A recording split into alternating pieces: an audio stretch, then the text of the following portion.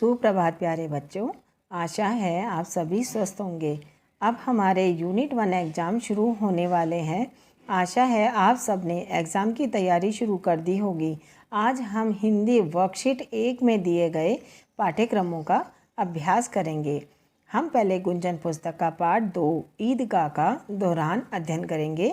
बच्चों, सबसे पहले आपको ये पाठ अच्छे से अध्ययन करना है, क्योंकि पाठ के बीच में से भी प्रश्न पूछे जा सकते हैं। पहले हम इस पाठ को संक्षिप्त रूप में जान लेते हैं। कहानी हामिद और उसकी दादी पर आधारित है। रमज़ान के पूरे 30 रोज़ों के बाद ईद आती है और ईद आने पर सभी बच्चे खुशी से झूम उठते हैं, क्योंकि सभी मेले में जाकर कुछ ना कुछ अपनी मनपसंद की चीज़ें लेने वाले हैं। हामिद भी 3 पैसे लेकर मेले चला जाता है। वहाँ उन पैसों से अपने लिए कुछ भी नहीं खरीदता है। उसको वहाँ भी अपनी बूढ़ी दादी अमीना याद आती है और अपनी दादी के लिए वह एक चिमटा लेकर आता है, क्योंकि वह जानता है कि खिलौने तो मिट्टी के हैं, वे कुछ देर में ही टूट जाएंगे, लेकिन मेरी बूढ़ी दादी के रोटी बनाते समय हाथ जल जाते हैं, तो चिमटा देखकर मेरी दादी बहुत खुश हो जाएगी। लेकिन दादी चिमटा देखकर क्रोध करती है। बच्चे का इतना स्नेह, त्याग और समर्पण की भावना को देखकर उनका क्रोध स्नेह में बदल जाता है। तो बच्चों, आपसे पूछा जा सकता है कि रमज़ान के पूरे 30 रोज़ों के बाद क्या आता है? हामिद के पास कितने पैसे थे? हामिद अपनी दादी के लिए क्या लाया? क्या बुढ़िया का क्रोध स्नेह में बदल गया? यानी कहने का मतलब है, एक एक शब्द में पूछे जा सकते हैं, हाँ ना में पूछे जा सकते हैं, खाली स्थान में पूछे जा सकते हैं। अब देखो बच्चों, यहाँ शब्दार्थ दिए गए हैं जिन्हें आपको याद करना है। आपसे किसी भी प्रकार से पूछा जा सकता है, जैसे स्नेह शब्द का अर्थ है गुस्सा या प्यार, तो आपका जवाब होगा प्यार। इसी प्रकार MCQ में आपके पास चॉइस होगी। प्रश्न का जो भी सही उत्तर होगा उस पर सही का निशान लगाना है। जैसे हामिद कहाँ जाना चाहता था, पाठशाला या ईदगाह, तो आपका जवाब होगा ईदगाह। तो ईदगाह पे आप सही का निशान लगाएंगे। अब भाषा ज्ञान में देखिए, शब्दों के बहुवचन पूछे गए हैं, जैसे मिठाई का मिठाइयाँ, चीज़ का चीज़ें, माला का मालाएं, बगीचा का बगीचे आदि। तो आपको जैसे बहुवचन पूछा जाए तो उस शब्द का आपको बहुवचन में उत्तर देना है। यहाँ विलोम शब्द हैं जिन्हें दूसरे रूप में भी पूछा जा सकता है, जैसे प्रकाश शब्द का विलोम शब्द क्या है? गरीब या अंधकार। तो बच्चों, आपका क्या जवाब होगा? अंधकार। आपको पार्ट 2 के जो प्रश्न उत्तर करवाए गए हैं उन्हें संक्षिप्त रूप में पूछा जा सकता है, जैसे अमीना की उदासी का कारण क्या था? आपका जवाब केवल एक शब्द में होगा, गरीबी। ऐसे छोटे छोटे प्रश्न आपसे पूछे जा सकते हैं। इसके बाद हमने आपको खाली स्थान करवाए हैं।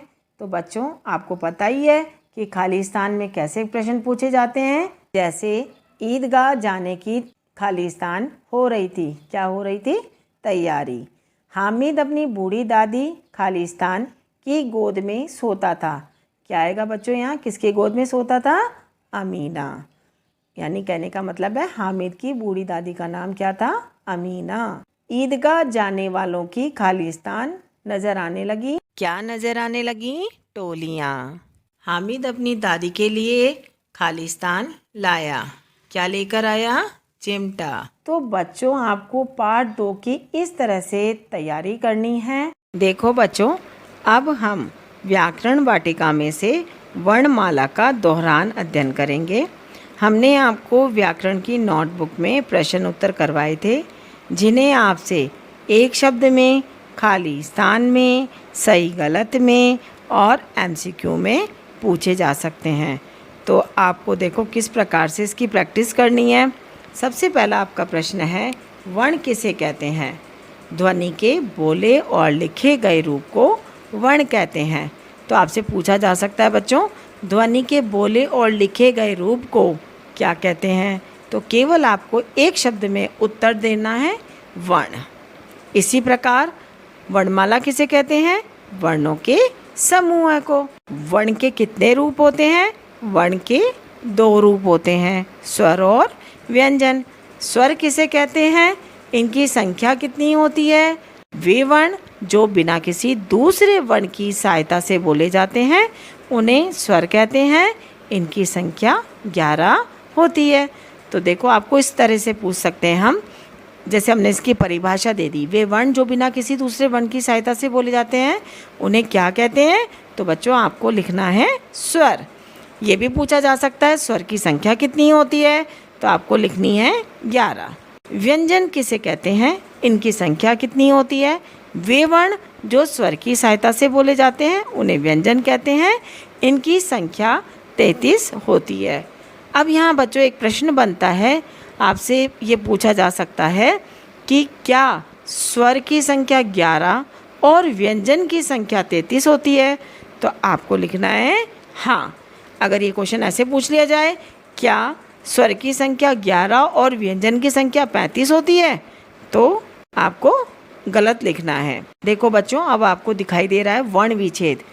तो वर्ण विच्छेद किसे कहते हैं? किसी शब्द के वर्णों को अलग करना वर्ण विच्छेद कहलाता है।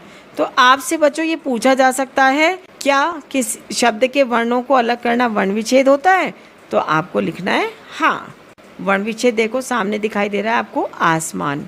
अब इसमें आपको दो ऑप्शन दिए जा सकते हैं, जिसमें से आपका एक सही होगा और एक गलत होगा। तो आपको वर्ण विच्छेद अच्छे से करना आना चाहिए, जिससे कि आप सही उत्तर पर अपना ध्यान लगा सकें। संयुक्त व्यंजन। संयुक्त व्यंजन किसे कहते हैं? दो व्यंजनों के मेल से बने वर्ण संयुक्त व्यंजन कहलाते हैं। इसे भी घुमा फिरा के पूछा जा सकता है बच्चों, तो आपको परिभाषा अच्छे से याद करनी है। हिंदी वर्णमाला में कितने संयुक्त अक्षर होते हैं? 4। कौन कौन से? श, त्र, ज्ञ, श्र। इनसे बनने वाले शब्द भी आपको ध्यान से पढ़ने हैं। संयुक्त व्यंजनों से आपको शब्द बनाने भी आने चाहिए। मान लीजिए आपके आ जाता है आधा क, तो आप इससे कौन सा शब्द बनाएंगे? जो दोनों आना चाहिए इसके अंदर, पक्का, मक्का। इस प्रकार आपको इन शब्दों की भी प्रैक्टिस करनी है। आशा है कि इस वीडियो के माध्यम से अब आप अपनी वर्कशीट को आसानी से कर लेंगे। धन्यवाद।